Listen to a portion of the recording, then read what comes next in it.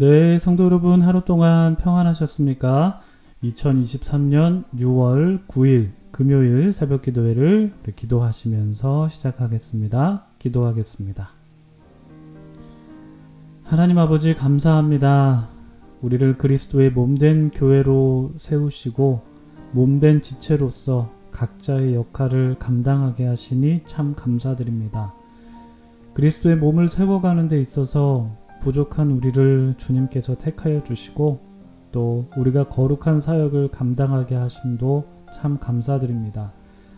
레위기 말씀을 보면서 이스라엘 백성들이 절기를 지키며 감사하였듯이 우리도 신앙생활을 하며 주님의 몸된 교회를 세워나가며 주님께 감사하는 것을 빼놓을 수는 없다는 것을 고백합니다. 때로는 우리의 삶 속에서 감사를 잊고 살 때도 있지만 하나님의 말씀을 통해서 감사를 되찾게 하시고 다시 하나님께 감사할 수 있게 하시니 이 또한 감사합니다. 우리의 삶의 여정 속에서 늘 동행하시고 우리를 인도하시는 하나님이 계시니 저희는 참 감사합니다. 주님, 우리의 감사를 기쁘게 받아주시고 우리가 더욱더 주님께 감사하면서 하루하루를 살아갈 수 있도록 도와주시옵소서.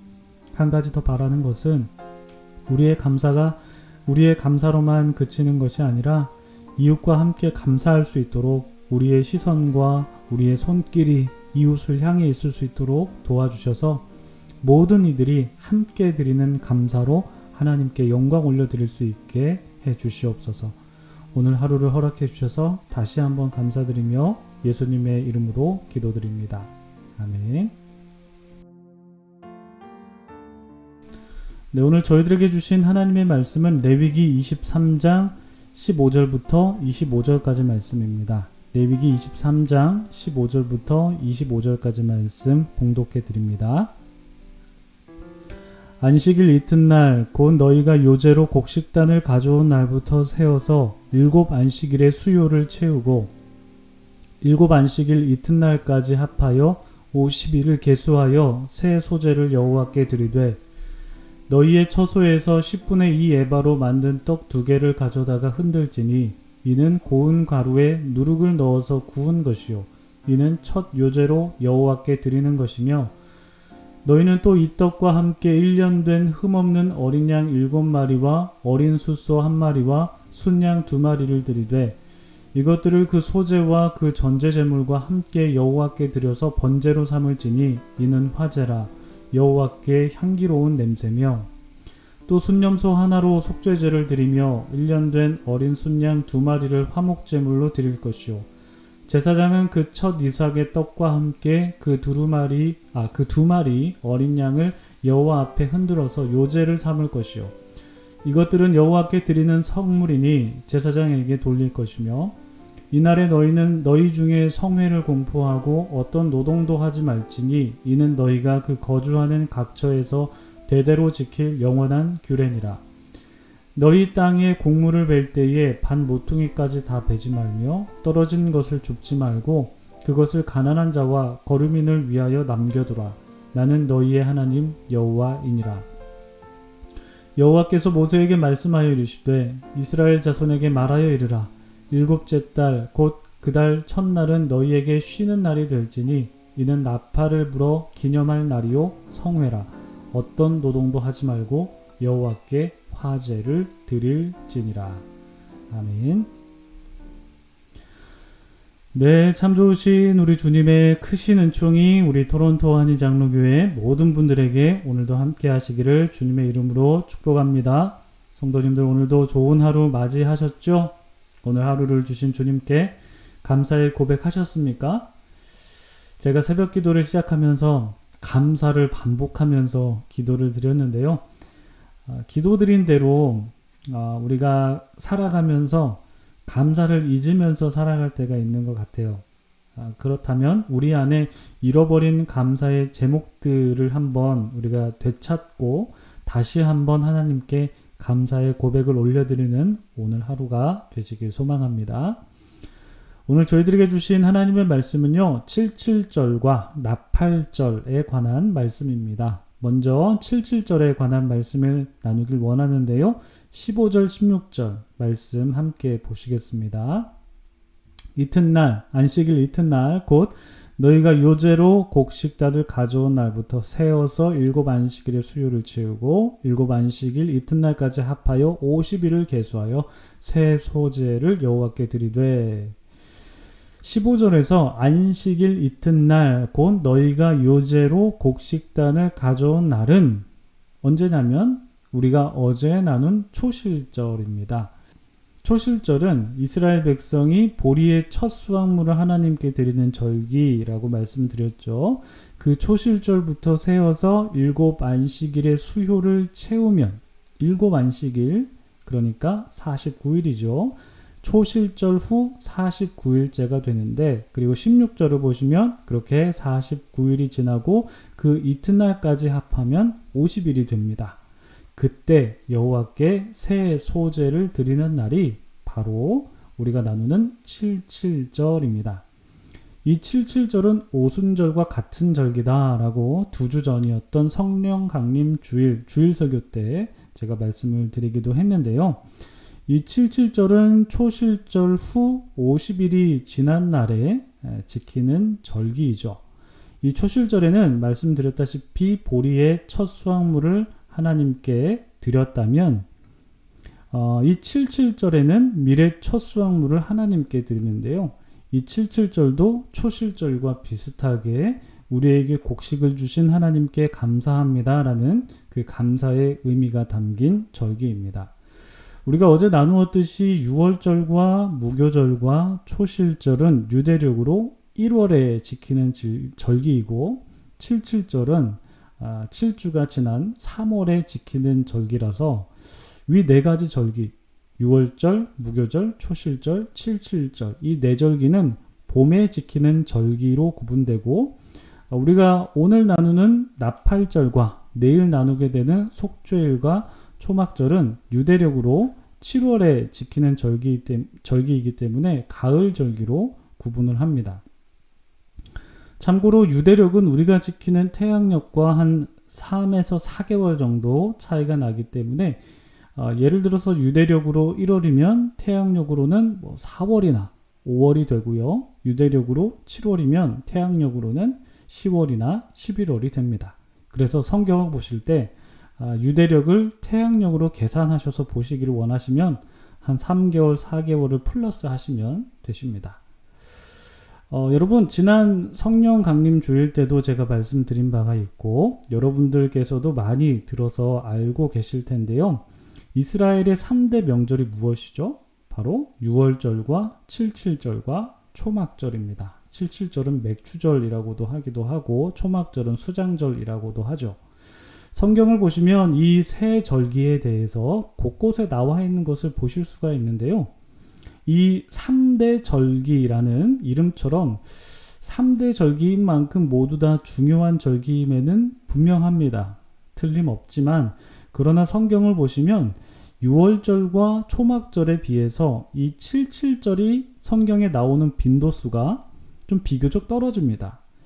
6월절은 굉장히 많이 나오죠. 모세 오경뿐만 아니라 여호수아가 가나안에 들어가서 처음으로 지킨 절기로 소개하기도 하고 요시야가 율법을 발견했을 때 지킨 절기라고도 하고 여러 왕들이나 그리고 이스라엘 백성들이 지킨 절기다. 곳곳에 이스라엘 백성들이 6월절을 지켰다. 이렇게 기록을 하고 있고요. 그리고 초막절도요.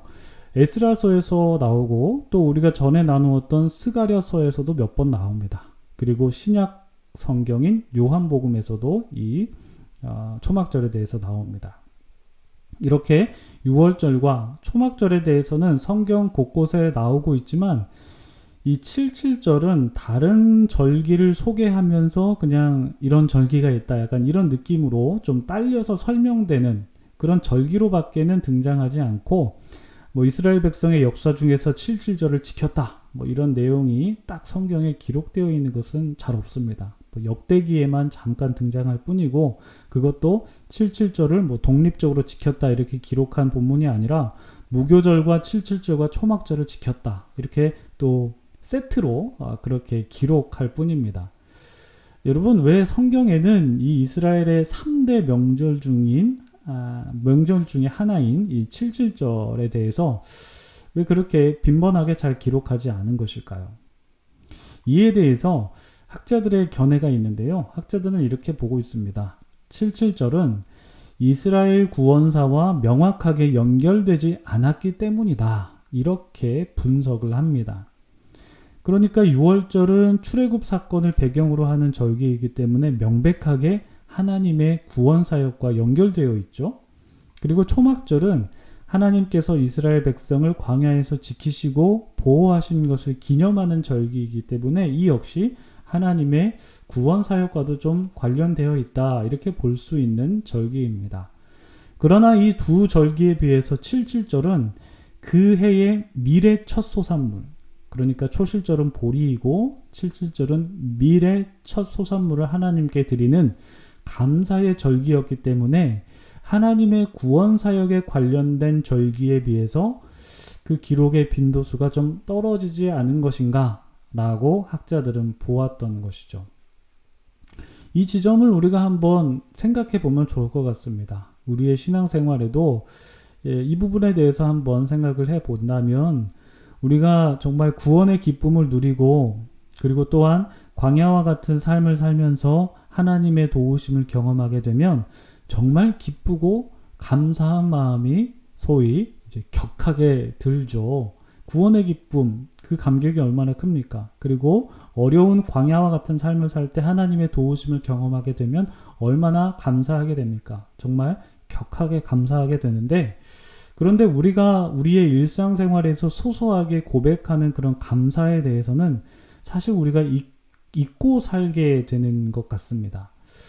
감사의 절기인 이 칠칠절이 다른 두 절기, 그러니까 구원에 관련된 이 두 절기에 비해서 성경의 기록이 미미했다는 것처럼 우리가 일상생활에서 소소하게 고백하는 감사에 대해서 좀 잊고 사는 거 아닌가를 한번 연관지어서 생각해 보는 것 같습니다.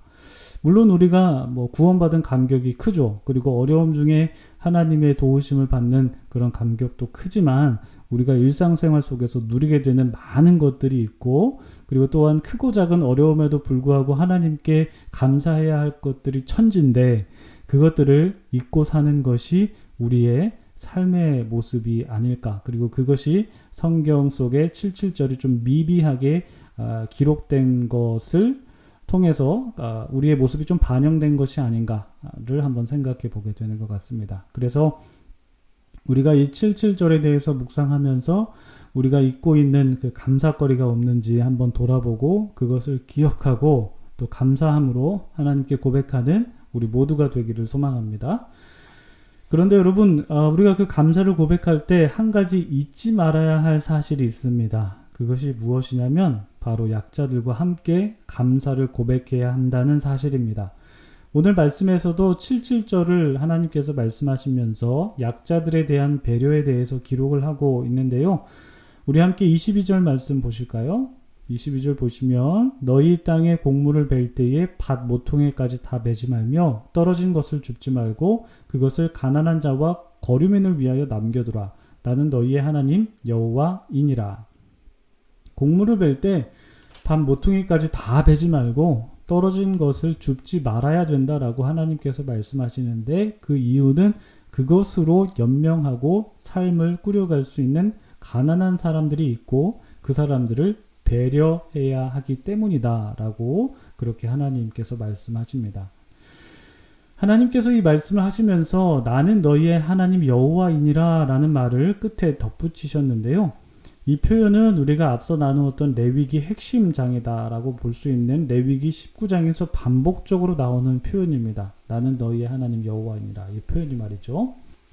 그래서 하나님께서 약자들을 보호하고 배려하시는 것처럼 우리들도 약자들을 보호하고 배려하는 것이 바로 거룩한 하나님을 따르는 삶이라고 말씀하실 때 나는 너희 하나님 여호와이니라 이 표현을 사용하셨듯이 우리는 우리가 잊어버린 그런 감사를 깨닫고 다시 한번 감사를 고백하게 되면서 우리 주변에 있는 연약한 자들과 함께 감사할 수 있도록 그들을 배려하고 섬겨야 한다라는 것을 잊지 말아야 할 것입니다. 바로 이것이 77절의 정신이다라는 것을 우리가 기억하면서 여러분들의 삶 속에서 감사를 고백하시되 그 감사가 약자들에 대한 보호와 배려까지 연결된다라는 것을 포함하시기를 바랍니다.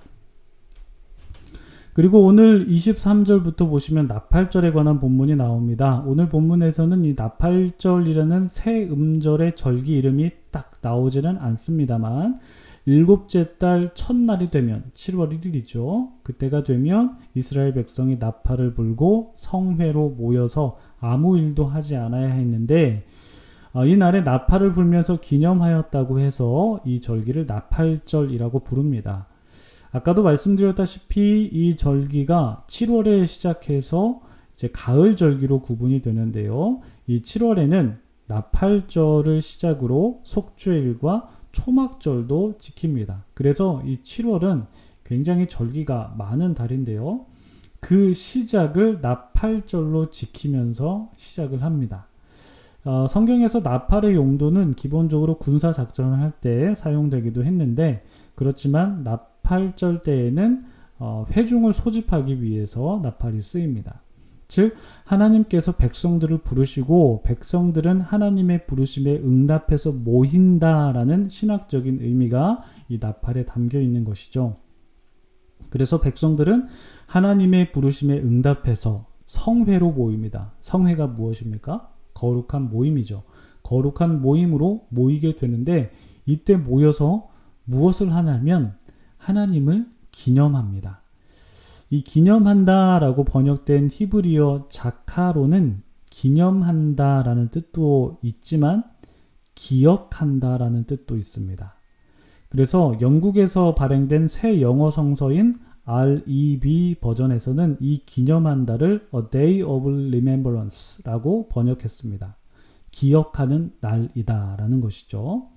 즉 나팔절은 하나님을 기억하는 날이라는 것입니다. 그런데 우리가 하나님을 기억하는 것뿐만 아니라 하나님께서도 우리를 기억하는 이스라엘 백성들을 기억하는 날로서 이 나팔절의 의미가 담겨 있는 것입니다.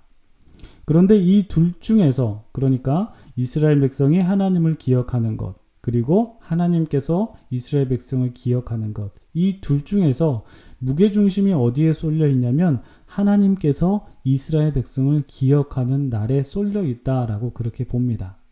그렇다고 해서 이스라엘 백성이 하나님을 기억하는 것이 틀린 것은 아닙니다. 그러니까 다시 말해서 이스라엘 백성들도 하나님을 기억하고 하나님께서도 이스라엘 백성을 기억하심으로써 이스라엘과 하나님이 서로 언약의 관계라는 것을 확인하면서 하나님께서는 이스라엘 백성을 보호해 주시고 이스라엘 백성은 하나님을 섬기겠다라는 그런 의미가 담겨 있는 것이 바로 나팔절이라는 것입니다. 여러분 하나님께서 우리를 기억해 주시는 분이십니다. 믿으십니까? 그리고 우리는 우리를 기억하시는 하나님을 기억해야 합니다.